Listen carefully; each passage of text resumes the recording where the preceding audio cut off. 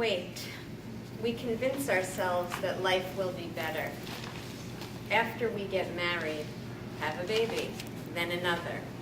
Then we are frustrated that the kids aren't old enough and will be more content when they are. After that, we're frustrated that we have teenagers to deal with. We will certainly be happy when they are out of that stage.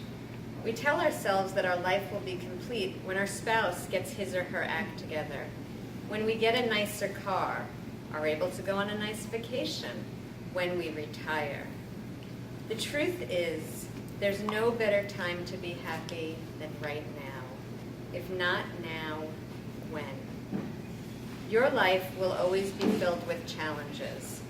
Admit it to yourself and decide to be happy anyway. One of my favorite quotes comes from Alfred D. Souza. He said, "For a long time, it had seemed to me that life was about to begin, real life.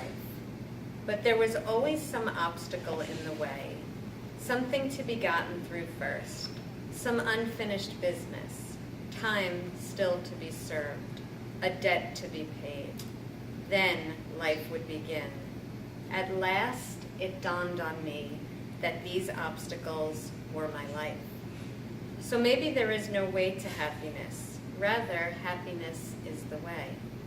Then treasure every moment you have, and treasure it more because you shared it with someone special, special enough to spend your time, and remember that time waits for no one.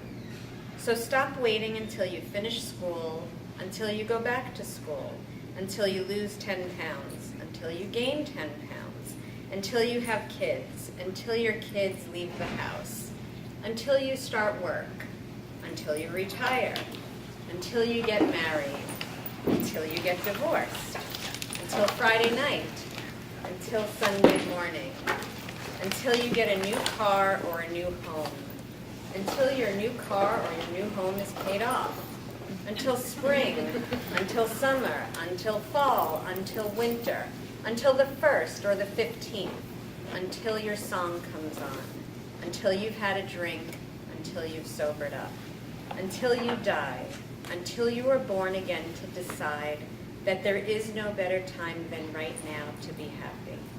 Happiness is a journey, not a destination. So welcome everyone to the BRMI conference.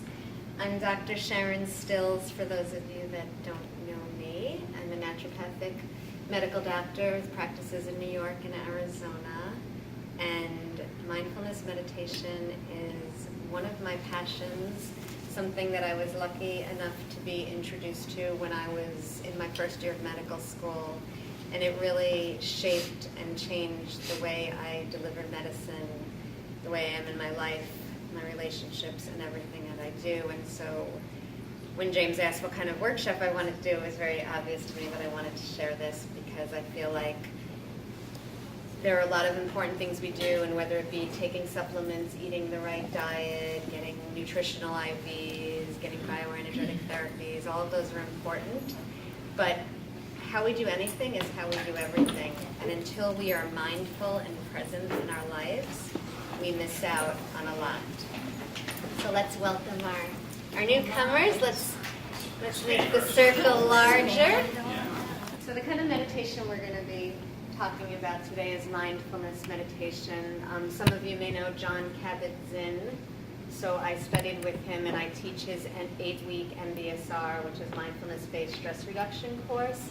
And so we're going to, each class is 3 hours. We also have an all-day silent retreat for 8 hours. So we're going to take about 35 hours of class, and we're going to put it into the next hour. And so my goal today is really just to introduce it to you all, give you a little flavor of mindfulness. We'll do some fun exercises, and then to answer any questions you have and so forth. And so one of the most common things I hear is, I don't know how to meditate, or like my friend over there was just saying, it's taken her 20 years to quiet the mind and get to 30 minutes. And so I just want to dispel that myth right off the front here, that anyone can meditate, and that it is it is a skill that we learn. And so just like if you would go to the gym, you wouldn't walk into the gym on the first day and walk out with these amazing biceps. We all have that little voice that is judging everything. Maybe you're judging me right now. Oh,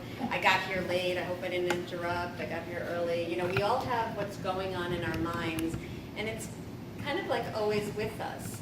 But that's just this little voice that is this always knowing, always judging kind of voice. And what mindfulness is about is kind of just settling in and being in the moment and noticing, starting to get in touch with your senses. And so we do use the breath often as an anchor. And so what I want to do is just have you all start getting in touch with your breath and knowing that even someone like myself who's been meditating for close to 25 years now, I still have that little voice. And so there is no striving to be the perfect meditator or to attain monk status.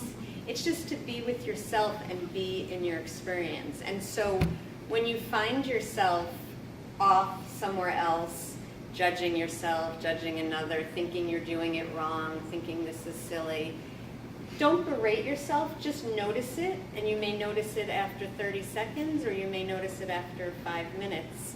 But when you do notice it, just kindly and gently notice it. Oh, there I am over there. I'm thinking about what I'm eating for dinner, whatever it is you're thinking about, and gently bring your present moment back to the breath. And you may get through half an in-breath before your mind is off wandering somewhere else again, and that's okay. Just kindly and gently bring it back. And when we talk about, when I said going to the gym and working the biceps, that is working the mindfulness muscle. That's working the muscle of attention. So I'm going to ask you all to get comfortable in your seats. Uncross your legs. If anyone has their cell phone on, please turn it off or silence it so it doesn't interrupt us or interrupt you.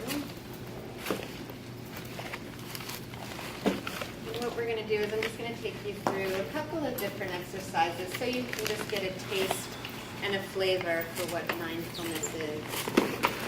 And then you can explore what works for you on your own. You can find a class where you live near you, and you can further it on your own.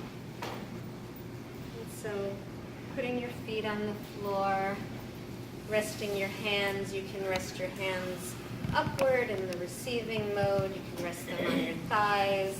You can lean them together in Zen meditation.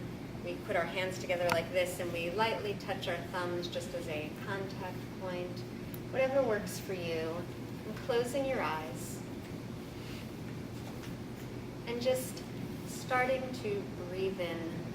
Breathing in through your nose. And as you breathe in through your nose, you let your belly expand. And on the exhale, it drops.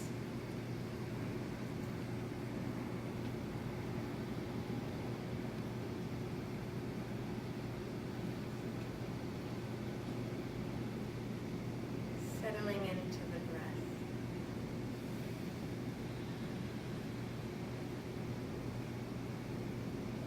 Perhaps focusing on the nostrils as the air comes in.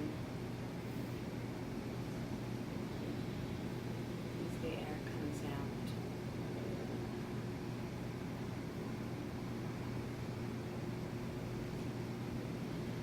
Feeling your feet planted to the ground, connection.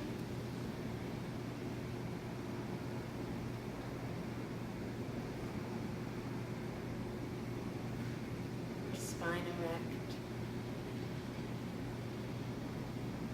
Feeling as perhaps there's a string from the top of your head pulling up towards the ceiling.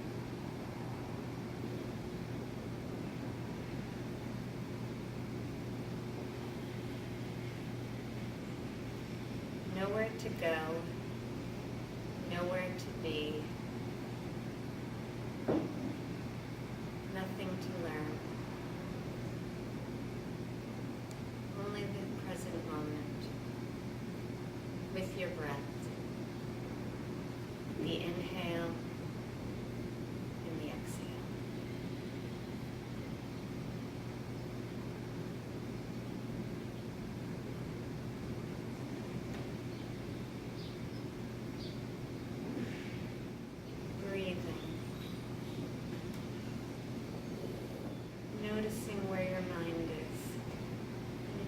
wandered, kindly and gently escorting it back to your breath.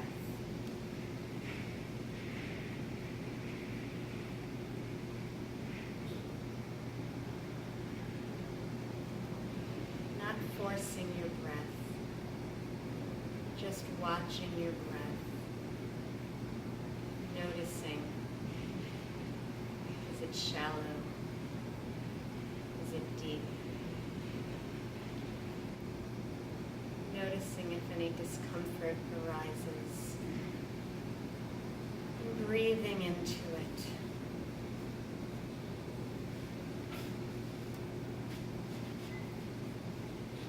Embracing any discomfort.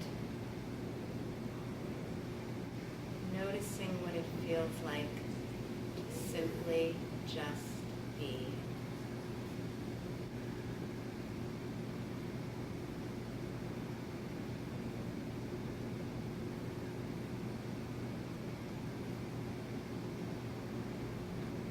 It's challenging to stay focused on the breath. You can try counting. The inhale is 1. The exhale is 2. The inhale is 3. The exhale is 4. Going to 10. Starting again.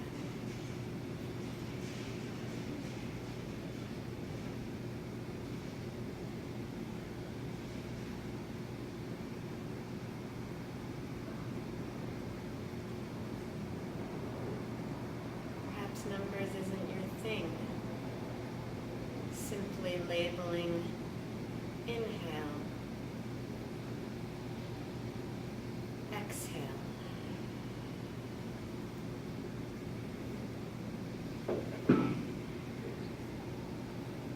Inhale, exhale.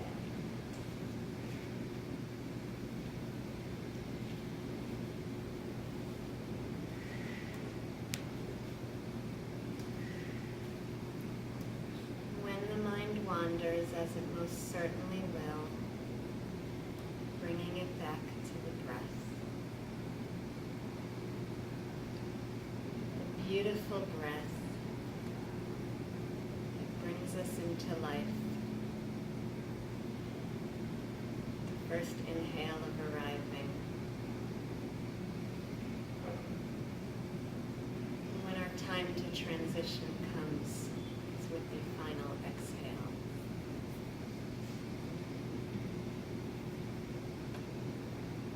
Breath is the best medicine you have. Always there, always with you, always present,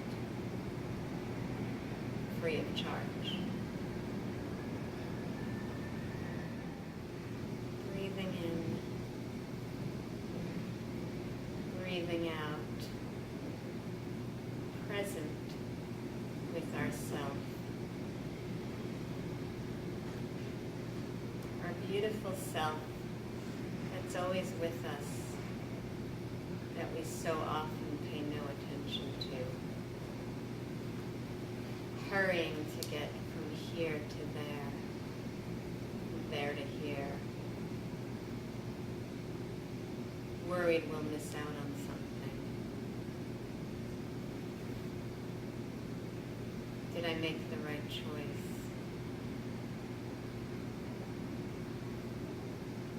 Do I have enough knowledge? Can I do more? Can I be more? Here in the breath, reminding yourself that you are whole and perfect. And the greatest gift you can give to yourself to simply be present. Taking one more cycle, an inhale and exhale.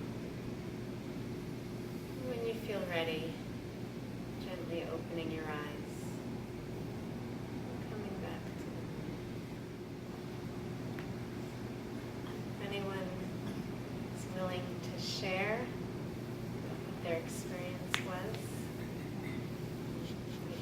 popcorn style, so just shout it I'll out. say something. It was really interesting. I ended up getting a tear from each eye. And I had to get my Kleenex out. I don't feel emotional, but just a release, I guess. It was really interesting. Yeah.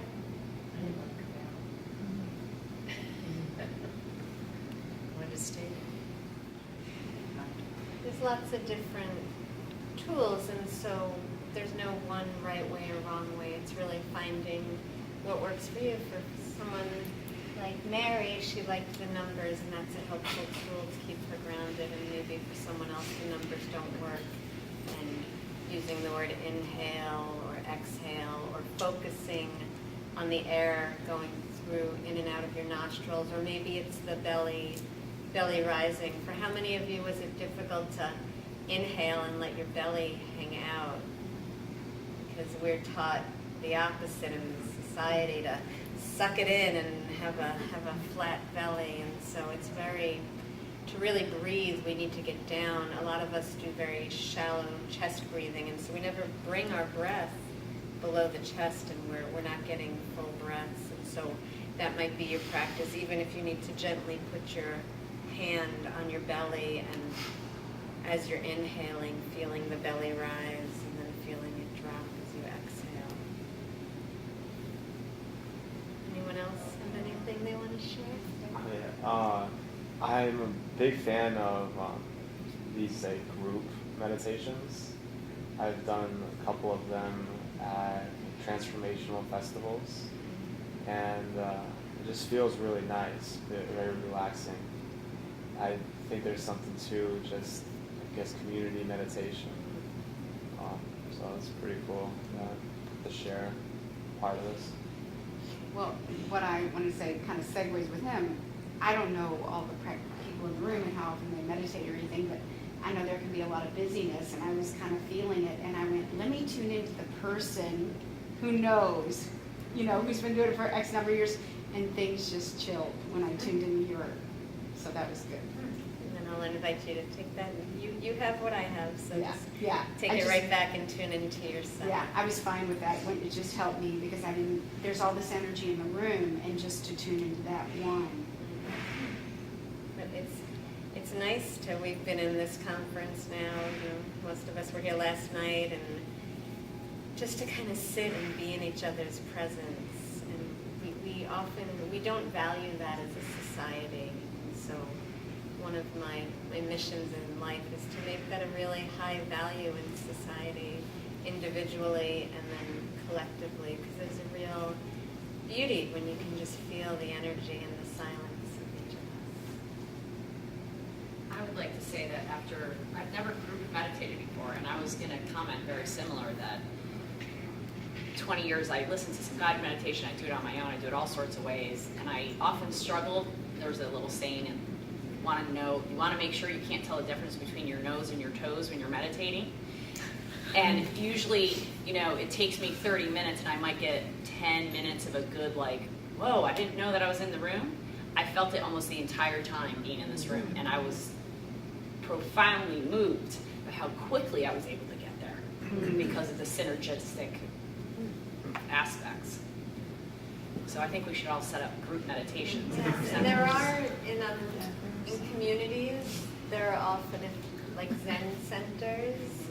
So I'll often go meditate at a Zen center, or finding an MBSR course in your community is a great way to kind of connect into the meditation, or if there's a Tibetan temple, depending upon where you live. But even a meetup group, often there'll be meditative meetup groups, and everyone, it's kind of like with working out. Some people just do it on their own. Some need a workout buddy. Some need a group class. Some do better just in front of the TV with a VCR video, or dating myself, VCR video. But so it's finding what works for you. Are you a morning meditator or an evening meditator? For me, it's mornings. Evenings, I'm too tired. And I like to start my day with meditation. And one of the things about mindfulness is, we have the formal practice of what we're doing now, but it's really about bringing it off the mat and into your day-to-day life, and being mindful of what's going on. So we're going to do a little exercise now to have you all experience that with something that we all do at least a couple of times a day, which is eat. Food is something, as I said, we all partake in frequently, and we know that food is medicine. And so what we eat is very important. Do we eat the right diet for ourselves? Are we eating organically? And so in my practice as a physician, I do a lot of work with patients and their diets, but one of the things I really focus on is mindful eating, because how we eat and what we're doing while we eat really helps for the assimilation and the experience of the food that we're getting. So I often say, and you'll probably hear me say this in my lecture tomorrow, but if I have a patient who's eating broccoli and organic sweet potatoes and avocados and this really healthy food, but they're all stressed out and they're anxious and they're eating while they're on their computer or on their phone, who does that? Let's see, come on, Truth. Who does that? I expect to see everyone's hand. So if you're eating like that, you're missing the experience. And although I'm not a proponent by any means of going to McDonald's, I feel like if a patient went to McDonald's and they were mindful and they were in joy and they felt good about what they were doing, they might be able to extract an incipient of nutrients if there's in there, more so than eating all the organic food. And so how we do things is just as, if not more important, as what we do. So we're going to do a raisin exercise. Because of time, I usually have you do 3 raisins, but I think we're just going to do 2 raisins. So I'm going to pass the plate, and the exercise starts right from when you get the plate. And you're going to pick 2 raisins, and then you're going to hand it to the next person. We'll get it to go all the way around the room. Known there would be this many people. I would have brought 2 plates, but I didn't. And I want you to just start paying attention from the beginning when you're picking your raisin. Do you want the biggest one? Do you not want to miss out? Are those of you that are going to get it later worried you're not going to get a raisin? Just start seeing where your mind goes, because we all have the monkey mind. We all have the human condition. And we all, a lot of times when I say these things, people say, how'd you know what I was thinking? And it's like, well, we all think similar things. And so start to pay attention who you are as you pick your raisins. And then when everyone has their 2 raisins, we'll do our exercise.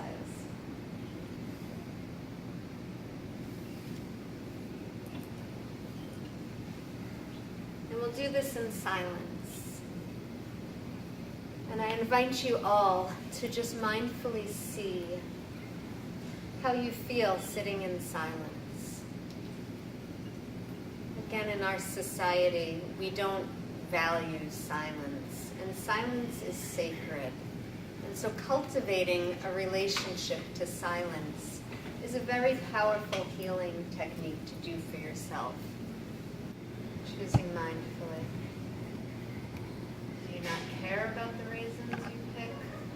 Or are you very invested in getting the right raisin, the perfect raisin? Noticing if you're excited that it is a raisin, or bummed that it is one because you don't like raisins.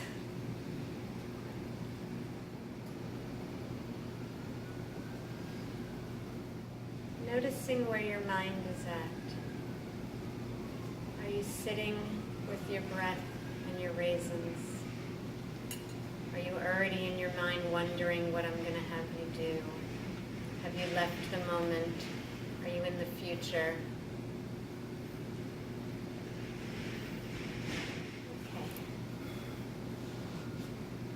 So we're going to focus on the different senses as I take you through a mindful eating exercise.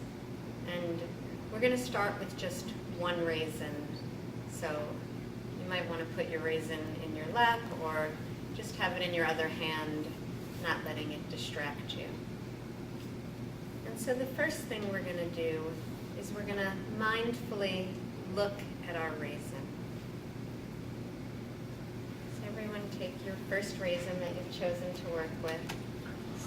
Most of us They ate them. I watched them do it. Oh, wait, people ate their raisin? Number one person did. I couldn't. Hang on.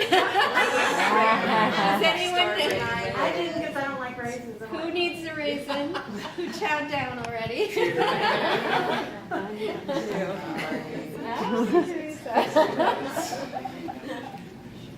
And we're just going to focus on the one raisin. We're going to do this in silence.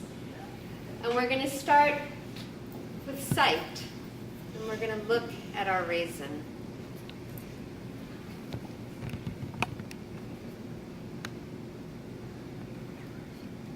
Just noticing what you notice about the raisin. Noticing perhaps maybe you've never looked at a raisin before, even though you've put many of them down your throat.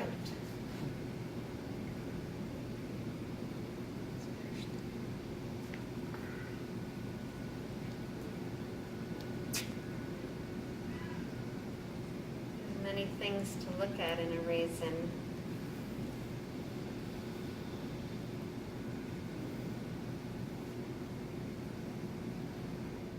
Many different sides of the raisin. Mindfully looking at it.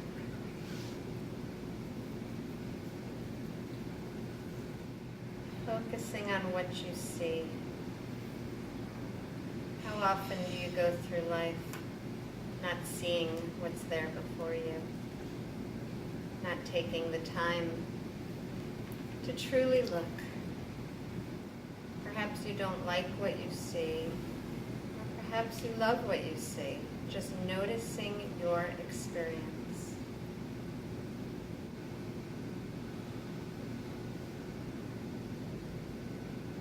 And then we're going to move on to the sense of smell. So bringing your raisin mindfully to your nose.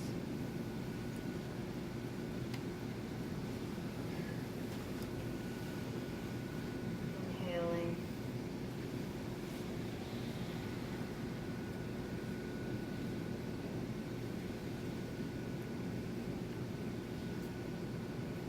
Noticing your reaction to the smell.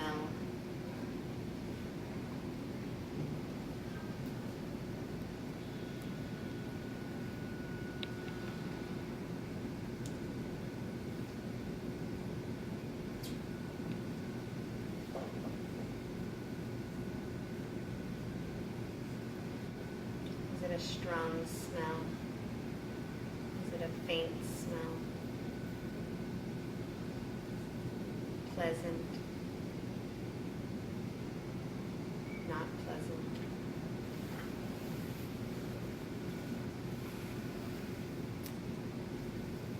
Noticing where your mind's going.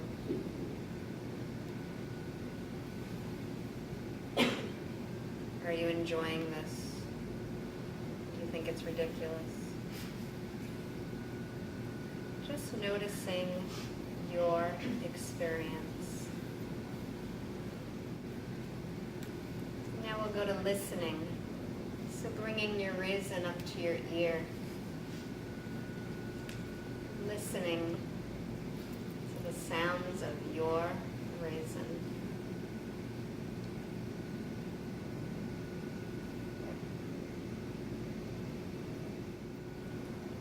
And taking your raisin between your fingers. And you've been holding this raisin the whole time. But now you're focusing your attention on mindfully touching and feeling your raisin. Giving all that you have to the experience of touching and feeling your raisin.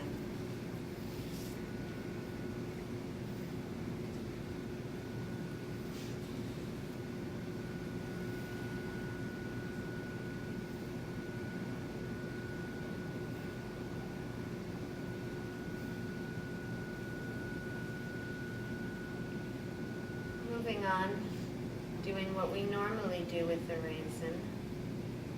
We're going to eat the raisin by placing it in our mouth, letting it sit there for a moment, and mindfully, when you're ready, biting into the raisin, chewing the raisin, and swallowing it.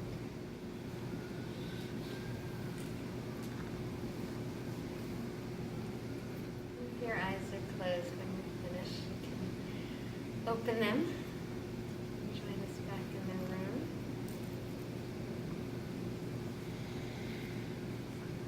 So who'd like to share? For me, I got a lot of memories more than about the raisins itself. Things in the past having to do with raisins.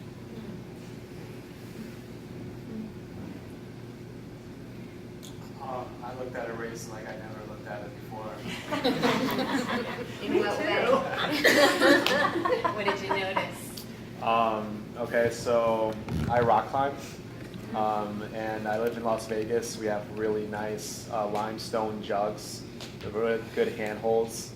And I was just looking at the raisin, and I'm just like, wow, like I could just put my hand and climb it, and hang, and saw like once it went in my mouth, I just couldn't stop like laughing either. I was like, wow, this tastes really good. So it's very delicious. That was good raisin. Yeah.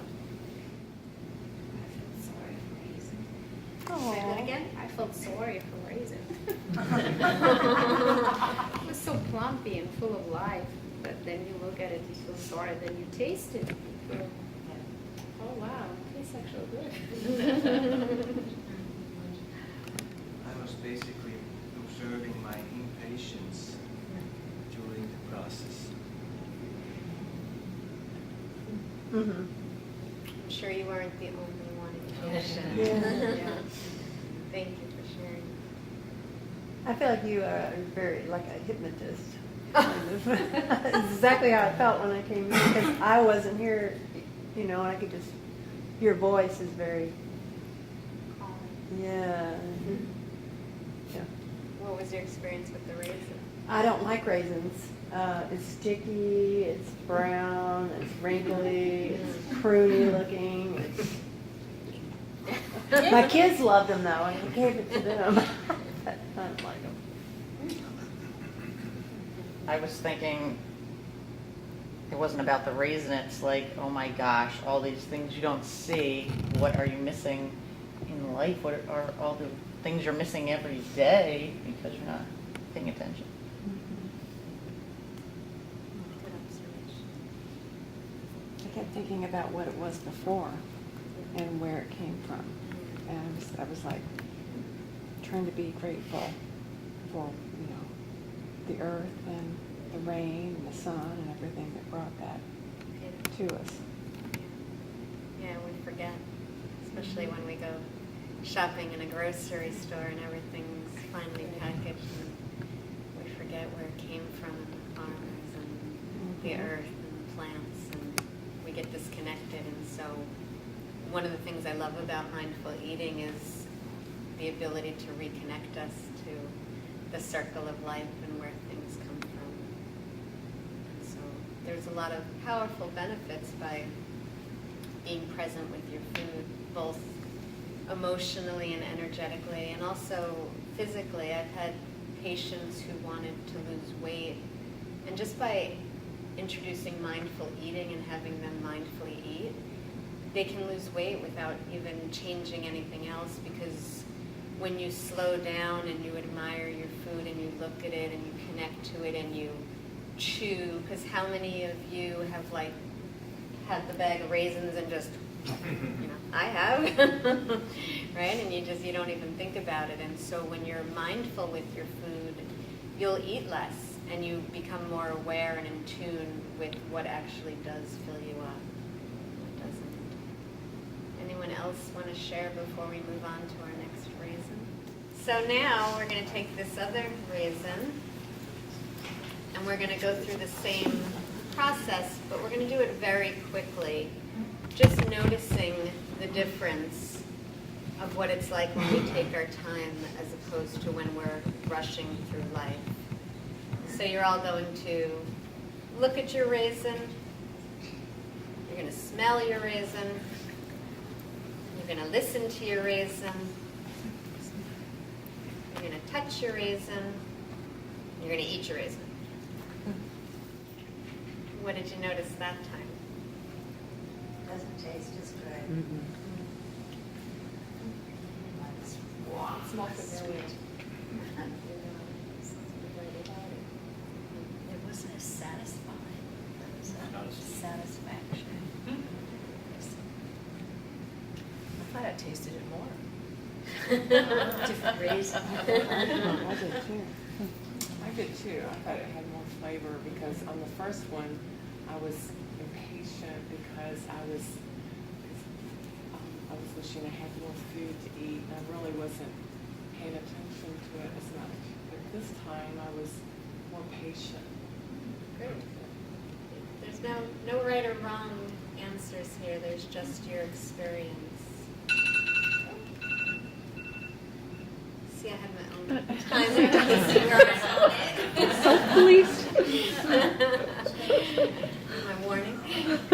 So there, maybe you expected, it's not as satisfying when you do it fast. For some of you it was. For some of you it wasn't. And so there is no right and wrong. There is no right and wrong in your experience. It's just your experience. And so mindfulness is the moment by moment paying attention to your experience. Because there's no greater gift or more beautiful act than being present to your life and all that makes it up. And so there are a lot of meditations out there, guided visualizations that take you to a beach and put you on a hammock. And those are fun, but those are taking you away from yourself. And so the act of mindfulness is bringing you home to your experience no matter what it is.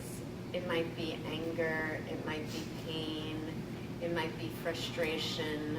We all have fear. And it's becoming intimate and getting to know all the feelings, all the senses that make up who you are. And as we breathe and breathe with these experiences, they transform and they shift and they change.